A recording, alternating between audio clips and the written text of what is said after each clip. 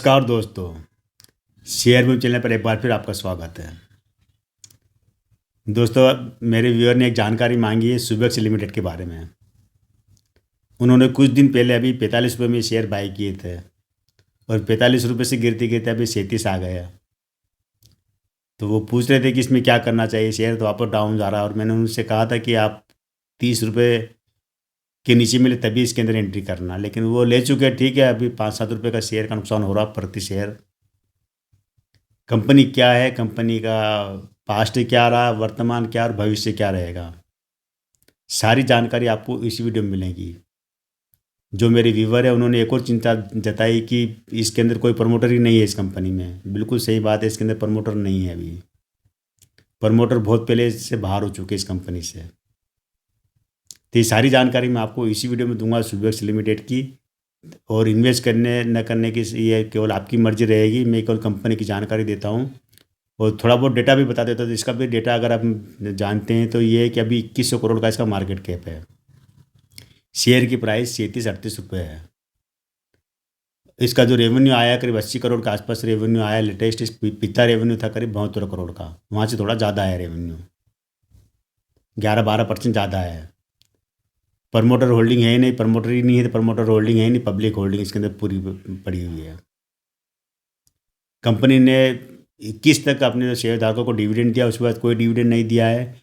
एक बार बोनस दिया था 2005 में, एक शेयर पर एक शेयर का बोनस दिया था, उसके बाद कोई बोनस नहीं दिया है।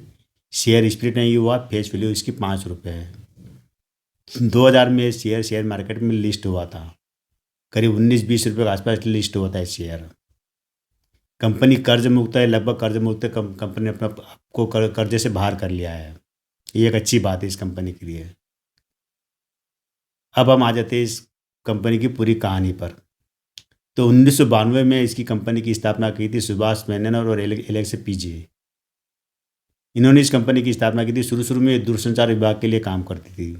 उनके लिए केबल बिछाना, उनके लिए उपकरण बनाना, इक्विपमेंट बनाना और उसके लिए सॉफ्टवेयर वगैरह बनाना, ये काम करती थी। उनको सर्विस देती थी जितनी भी जो कंपनियाँ थी। उस समय मोबाइल का इतना चलन था भी नहीं और मोबाइल की शुरुआत थी, केवल दूरसंचार विभाग के जो काम वही काम करती थी कंपनी। जैसे जैसे दूरसंचार विभाग में ये जैसे मोबाइल वगैरह क्रांति है, इंटरनेट की क्रांति है, टीवी वगैरह थी, इसका काम बढ़ते चले गया।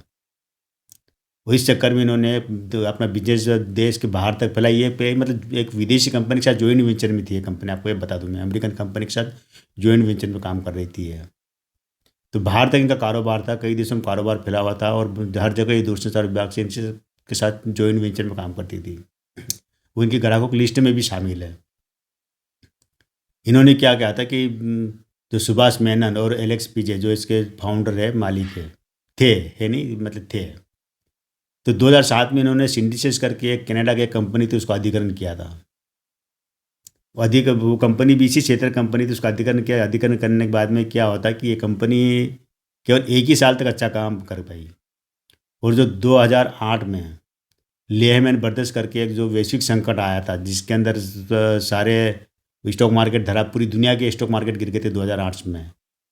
तो ये 2008 में जो लेहमैन ब्रदर्स से संकट आया, तो उसके बाद ये कंपनी बुरी तरह गिर गई थी और दिवालिया होने के कगार पर आ गई थी। इसका शेयर गिरते गिरते 5 रुपये तक आ गए थे, बहुत नीचे गिर गया था शेयर। और इसकी ट्रेडिंग भी बंद लग गई थी और सारा कारोबार ही ठप, क्योंकि उस समय क्या था कि ये जो संकट आया था लेहमैन ब्रदर्स सिर्फ अमेरिका से स्टार्ट हुआ था और वहाँ से करते करते पूरी दुनिया में फैल गया था। चूँकि इसका ज़्यादातर जो रेवेन्यू आता था विदेश से आता, बाहर से आता था और ज़्यादातर इनके ग्राहकों में बाहर के लोग थे और प्रमोटर भी इसके अंदर मतलब हिस्सेदारी बाहर की ज़्यादा थी। तो सबसे ज़्यादा इफेक्ट इसके ऊपर ही पड़ा था, इस कंपनी के ऊपर। और टिक नहीं पाई थी ये अपने, और इसको संभालना मुश्किल हो गया था। इसी कारण 2011-12 में क्या होता है कि इसके जो मालिक थे सुभाष मेनन और एलेक्स पीजे, ये दोनों इस कंपनी से बाहर हो जाते हैं। उन्होंने छोड़ दी इस कंपनी। तब से कंपनी बिना प्रमोटर के ही चल रही, बिना मालिक की कंपनी चल रही। बाद में इस कंपनी को दिवालिया होने की कगार मतलब प्रोसेस में चले गई थी। बाद में इसको कंपनी का बंद होने की नौबत भी आ गई थी, लेकिन इनके कर्मचारियों ने इस कंपनी को चलाना जारी रखा कि उन्होंने कहा हम खुद चलाएंगे इस कंपनी को। तो तब से ये कंपनी इसके कर्मचारी चला रहे हैं। इसके अंदर ब्रोकर की होल्डिंग है, पब्लिक की होल्डिंग है और बाकी होल्डिंग इसके कर्मचारियों के पास है। प्रमोटर है ही नहीं इसके अंदर, मालिक है ही नहीं, अभी भी नहीं है। 2012 से ही नहीं है, अभी नहीं, 2012 से इसके अंदर कोई नहीं है, एक भी नहीं है। तो ऐसी कोई केवल ये कंपनी नहीं है जो कि बिना प्रमोटर की चल रही है, कई कंपनी ऐसी है जो कि बिना प्रमोटर की चल रही है। कहते हैं ना, जिसकी अगर कोई वारिस नहीं होता तो वहाँ पर कंपनियाँ मतलब कर्मचारी चलाती, जैसे टाटा है। टाटा में कोई वारिस नहीं है तो वहाँ पर क्या है कि टाटा ट्रस्ट करके उसके अंदर के सारी टाटा ग्रुप भी उसके टाटा ट्रस्ट में आता है, उसमें चलता है। ऐसी कई कंपनियाँ हमारे देश में, दुनिया में भी ये कंपनी जब वारिस नहीं होते फिर वो एक ट्रस्ट बना कर कंपनी को चलाते हैं। ये कंपनी उसी तरह चल रही है। कंपनी बढ़िया है। इसके साथ एक जो काम करती है कंपनी, करती क्या है बता दो कि 1992 में कंपनी स्थापित हुई थी और 2000 में शेयर मार्केट में लिस्ट हुई थी है।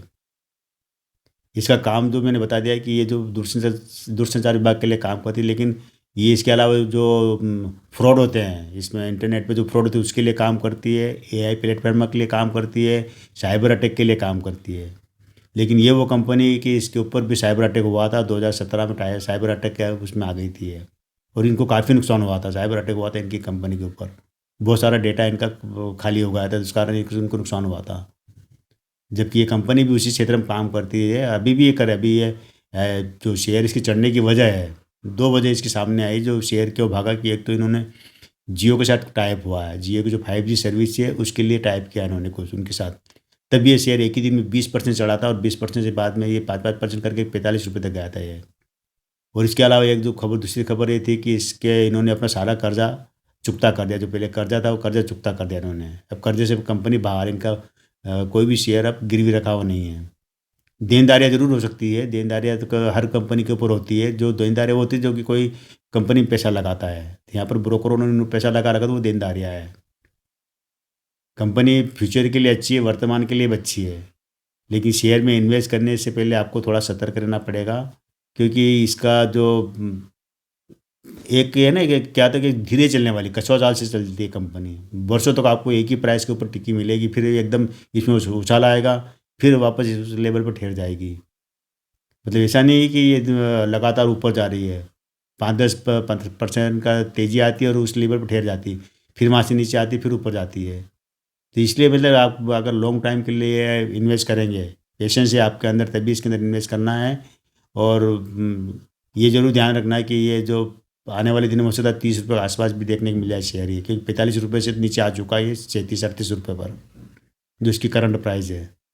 और इससे अगर नीचे जाता है तो ये 30 रुपये को फिर टच करेगा, और 30 के नीचे जाने के बाद हो सकता है कि वापस ये एक बार तेज़ी पकड़े। अभी कोई इसमें कि सबसे बड़ी बात क्या, कंपनी क्या है कि अपने निवेशकों को 2021 के बाद ना तो बोनस दे रही है ना डिविडेंड, कुछ भी नहीं दे रही है। तो वो एक ज़रूरी हो जाता है कि कंपनी को देना चाहिए ये। हालांकि कंपनी का भी इतना प्रॉफिट नहीं आ रहा है, लेकिन जैसे अब इन्होंने जियो के साथ टाइप किया, इनके साथ टाइप किया, तो कंपनी कुछ कमाएगी, ये करेगी, तो वो अपने निवेशकों को जरूर आने वाले फ्यूचर में दे सकती है। अभी तो नहीं दे रही, लेकिन फ्यूचर में देगी जब इनको अच्छी इनकम आएगी तो ये दोस्तों, मेरे एक व्यूअर ने जानकारी मांगी थी कि इसमें क्या करना चाहिए, तो उनको मैंने वैसे बता भी दिया था, लेकिन मैं क्या एक वीडियो बना के भी एक जानकारी दे देता हूँ कि इसमें बने रहना चाहिए या नहीं। तो उन्होंने 45 रुपये खरीदा था, तो 45 रुपये तक तो अभी रेट आने में थोड़ा टाइम लग जाएगा।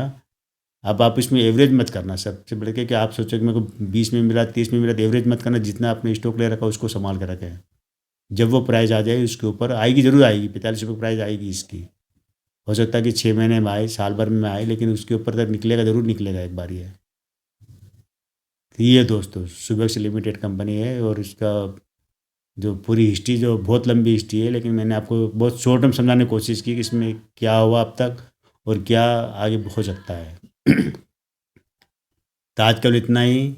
कल फिर मिलते हैं हम एक नई कंपनी की जानकारी के साथ, नए वीडियो के साथ में। तब तक मेरे इस चैनल पे बने रहिए, शेयर कीजिए, सब्सक्राइब कीजिए और अपने दोस्तों को बताइए।